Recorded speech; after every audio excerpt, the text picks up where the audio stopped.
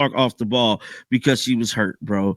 I know everybody, was annihilating Stephanie White for that, taking her off the ball stuff. But I'm telling you right now, she probably took her off the ball because she was injured and we did not know. She wanted to limit the workload on Caitlin Clark. That could be the only explanation I have. The second half of that New York Liberty game, she just had to give the ball back to her to possibly make somewhat of a shot at winning the game, which it helped. You know what I'm saying? They came very close with them winning that game, but it's just looking real eerie right now, man. With to be here with you guys today, just like that. Kathy Engelbert, the WNBA, the team owners, the Players Association, in the split of an instance, all of it can change. In a split instance, all of it can change. If this injury does anything. This wasn't just a foul. This was a statement. And the league let it happen. That's what one fan posted seconds after Caitlin Clark hit the hardwood like a sack of bricks. No whistle, no flagrant, just silence. The kind of silence that screams everything wrong with the WNBA right now. Roll the clip, you've seen it. Chennedy Carter steps up, hip checks Clark after the whistle, like it's street ball, not pro basketball. No ball, no play, just intent. And for a second, Clark doesn't even get up right away. The face says it all. Pain, confusion, and something else. Like she just realized this league might not protect her the way it should. And here's where it gets worse. Because while fans were blowing up Twitter with words like cheap shot and targeting the league, radio silence. Carter got a common foul, not a flagrant, not a tech, not even a review during the game. You're telling me the biggest name in the sport gets bodied after the whistle, and it's treated like a routine box out? Doctors watching. The replay weren't subtle either. One sports physician said, that kind of impact from that angle can cause long-term hip or spinal issues if repeated. Translation: this wasn't just a rough play. This was dangerous. And the league brushed it off like it was nothing. People aren't ready to hear this, but the WNBA just sent a message. And it wasn't to Caitlin Clark. It was to every player watching. You can go after her and we won't stop you. And let's be real, if the roles were reversed, if Caitlin had done that to, say, Aja Wilson, ESPN would have gone DEFCON 1. The takes would be non-stop. The fines? Immediate. But Clark? She gets shrugged off. And that's not just inconsistency. That's favoritism in reverse. So now we're here.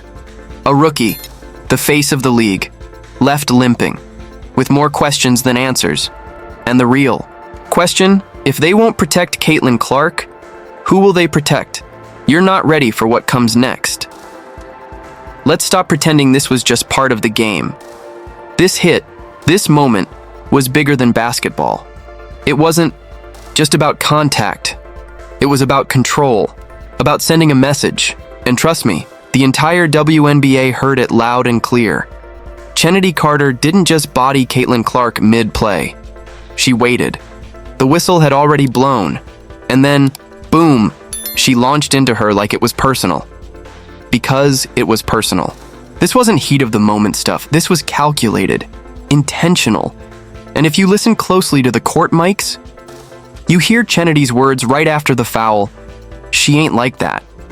That one sentence, it lit the match. What does that even mean? She ain't like that. That's not just trash talk, that's gatekeeping. That's coded language for you don't belong here. That's not just about skill, that's about legacy, respect, territory. And here's where it really gets wild.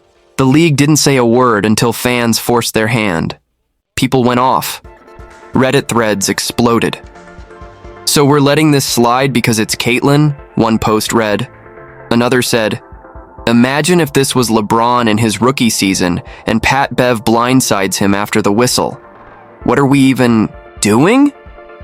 But this ain't the NBA, and maybe that's the problem. Because what happened to Caitlin wasn't just about her. It was about every rookie who dares to walk in with hype. Every new face that threatens the old guard. The message from Carter? You don't just show up here and act like you run it. The message from the league? We'll look the other way. And now the tension's real. The culture war in the W is no longer subtle. It's on camera. It's trending. It's personal. This wasn't just a foul. This was a warning shot. And if the league doesn't step in now, they're basically co-signing it. Because when players stop playing the game and start playing the politics, that's when the league stops being about basketball and starts being about survival. So tell me again, who really runs the WNBA right now? The WNBA has a choice to make. And it's not just about fines or flagrant fouls. It's about who they're really protecting. Because right now, it's starting to feel like the league's more invested in gatekeeping the culture than growing the game. Let's talk facts. Caitlin Clark isn't just a rookie, she's the rookie. The most hyped women's basketball player since ever. She's breaking records, selling out arenas, pulling NBA-level ratings. She's not just a player, she's the product.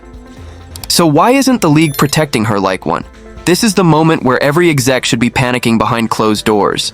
If your biggest draw, your ratings magnet, is getting decked on, national TV without consequence, you've got a branding disaster on your hands. Imagine if Zion got bodied like that his first year and the NBA just shrugged. Adam Silver would have held a press conference before halftime, but the W, they stayed quiet because there's a deeper tension here. One no one wants to say out loud. Caitlin Clark doesn't just bring fans. She brings new fans, a different audience, more money, more attention, but also more pressure, more change. And not everyone wants that.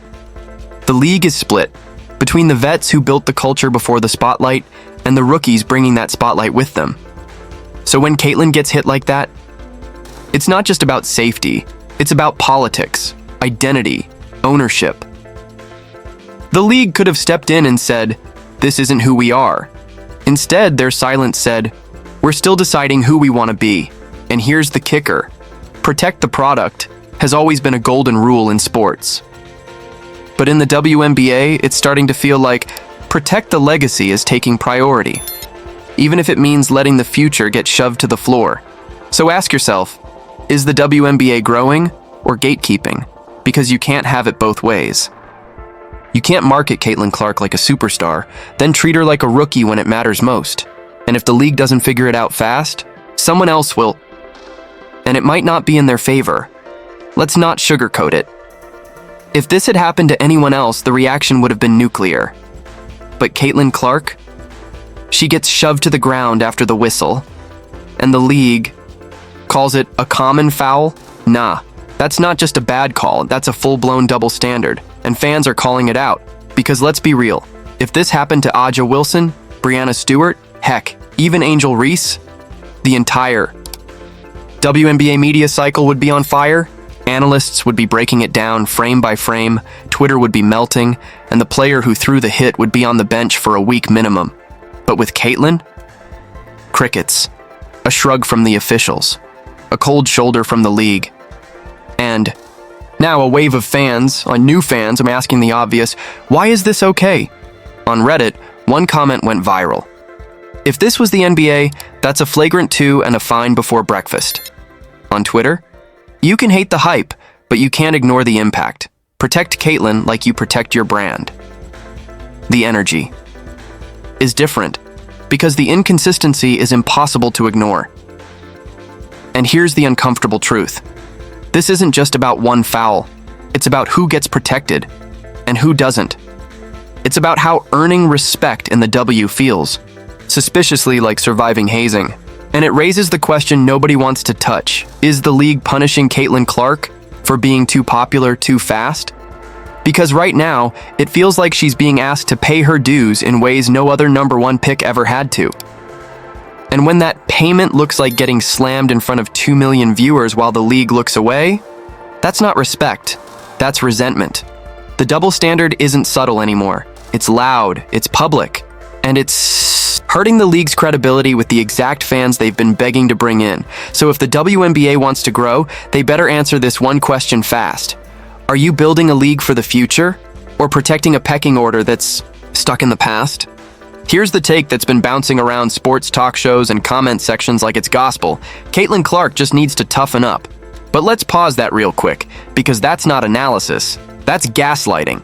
Let's Flip the script. Imagine if a rookie QB in the NFL took a cheap shot late and the league said, he'll learn. Or if a young NBA star got decked and analysts shrugged, welcome to the league. We'd never accept that. So why is it different in the WNBA? Because here's the truth. This isn't about toughness. Caitlin Clark is tough. She's been heckled in college gyms, booed in arenas, and she still showed up, dropped buckets, and drew millions of eyeballs to a sport that was starving for mainstream attention. The "she needs to toughen up" crowd is missing the point. It's not about Clark needing to adjust.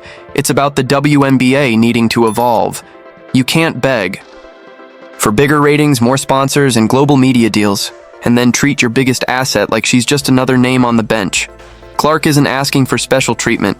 She's asking for fairness, protection, accountability. The same basic respect you'd give any player trying to carry a league to its next level. And somehow that's controversial? The people saying she should earn her stripes aren't talking about skill. They're talking about silence. They're saying, stay quiet, take the hits, don't rock the boat. But silence has never grown a sport. Progress has. And let's be clear, this isn't about defending one player. It's about setting a standard, because today it's Clark. Tomorrow it could be Camila Cardoso, Juju Watkins, whoever the next phenom is. If the league doesn't draw a line now, this cycle just keeps spinning. So next time someone says she just needs to toughen up, ask them this. Why does demanding safety, the WNBA and says it wants to grow, still get labeled as wants more fans, more eyeballs, more investment you can make? But here's the uncomfortable reality they're not ready to face. You can't grow if you're afraid of change. And Caitlin Clark is change personified. She's the most polarizing, talked about, meme-worthy player in years. She's bringing in millions of new viewers, getting more clicks than entire NBA games. And yet, the league seems allergic to protecting her. Why? Because deep down, the W is still fighting itself. This isn't just about a foul, it's about the identity crisis that's boiling beneath the surface. The league is torn between gatekeeping the culture that's always been and embracing the culture that's finally paying attention. Veterans and die-hard fans say, she hasn't earned it. But sponsors and networks say, she's already earned us millions. So who's right? The old guard that built the foundation, or the wave that's about to take the sport global? Truth is, both. But the league can't keep pretending this tension doesn't exist. Because every time Caitlin gets knocked down and no one flinches, the message isn't just about her. It's about every young girl watching, wondering if the WNBA really wants them here, or if they'll have to fight the system just to get a fair shot. What we're witnessing isn't just drama on the court. It's a pivotal moment in WNBA history, a clash between the past and the future, tradition and disruption. And the league has a choice. Keep protecting the way things have always been, or evolve into the league it says it wants to be. Because right now, you've got the world watching. And when your biggest star gets body-checked mid-play and the league barely blinks, people notice. This isn't just about Caitlin Clark. This is about who the WNBA is becoming, and whether it's ready for the spotlight it begged for. And if they fumble this, it won't just be Caitlin who walks away. It'll be the future. Let's kill the narrative that fans are split on this. They're not. Scroll through TikTok, check Reddit, dive into the mentions. What you'll find isn't confusion. It's pure, unfiltered outrage. Tweets like, imagine if this happened to Luka, ESPN would be in flames. She's the reason I even started watching. And this is how they treat her? Y'all begged for attention, then fumbled it the second it arrived. That's not discourse. That's a fan base lighting the alarm. Because when Caitlin Clark hit the hardwood after that blindside foul, it wasn't just her body that took a hit. It was the trust of millions of new viewers who tuned in thinking the WNBA was ready for prime time. Instead, they saw a league treating its breakout star like she was disposable. And don't get it twisted, this isn't just Iowa fans whining. This is WNBA loyalists, Gen Z first-timers, and casual sports fans all saying the same thing. This ain't it. Even former pros are chiming in. Legends are tweeting things like, "That's not how we grow the game," and "Protect your stars or lose them." When the OGs are saying it's out of pocket, you know it's bigger than a rookie moment. And here's the kicker. This outrage isn't bad. It's opportunity. You've got people invested, emotionally, financially, culturally. They care enough to speak up. That's what the WNBA has always wanted, right? Well, here it is. But if the league responds with silence, or worse, with gaslighting narratives about earning respect, then they'll lose that audience just as fast as they gained it, because fans aren't stupid. They can smell when something's off. And right now, the energy feels fake. The support feels conditional. The silence feels intentional. So no, the fan base isn't divided. They're unified and furious. Every league has that one moment, the flashpoint. The incident fans look back on years later and say, that's when it all shifted. For the WNBA, this might be it. Not because Caitlin Clark got fouled, but because of how everyone reacted afterward. Or didn't. Because what we saw wasn't just a hit, it was a mirror. And the reflection staring back at the league? Brutal. You've got a generational talent getting cheap-shotted mid-game, and instead of outrage or protection, you get shrugs. No flagrant. No league statement, no on-air reckoning, just a vibe of she'll be fine, and let's move on. But fans didn't move on. They stayed, they watched, they rewound the clip, and now they're asking, what is this league really about? Growth? Or gatekeeping, respect, or resentment? Here's the thing. Caitlin Clark didn't ask to be the face of a revolution, but her presence has exposed all the fractures that were already there, between new fans and old heads, between marketing hype and locker room reality. The WNBA is standing at a crossroads. One road leads to more eyes, more dollars, more respect. The other? Back to being niche, underground, overlooked, and this incident, this one moment of silence when the league should have been loud, might be what decides it, because moments like these don't stay small. They snowball, they become case studies, they become TED Talks, they become documentaries. Years from now, we might see this clip, Caitlin Clark taking that hit, getting up, and the world watching what the league would do next, as the moment that forced the WNBA to either evolve or collapse under its own contradictions. And if they fumble this moment, there won't be a replay button. The big question now, what's next for the WNBA?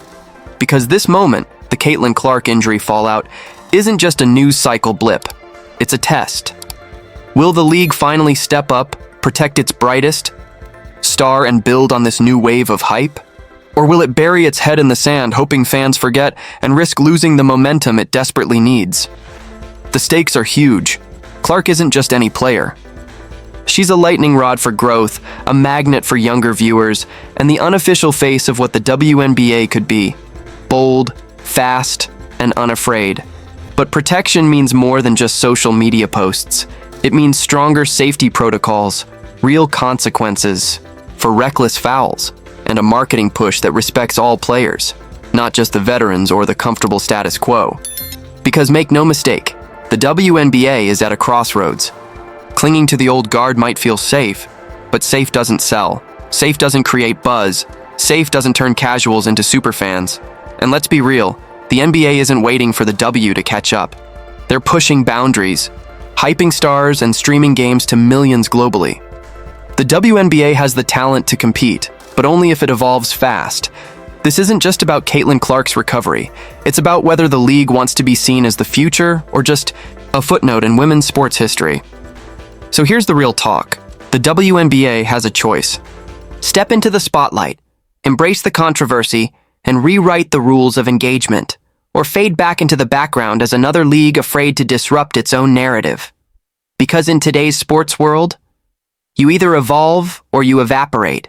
And, with millions watching this moment, it will define the next decade.